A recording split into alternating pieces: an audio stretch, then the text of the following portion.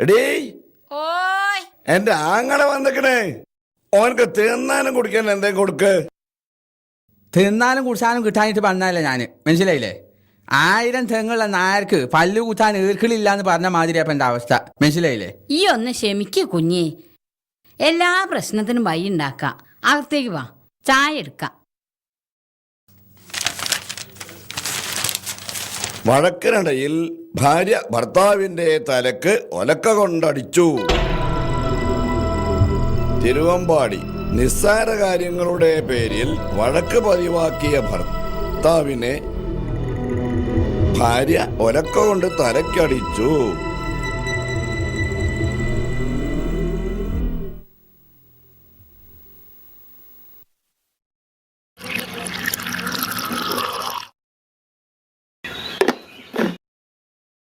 കുഞ്ഞേ, ഇന്നുണ്ടായ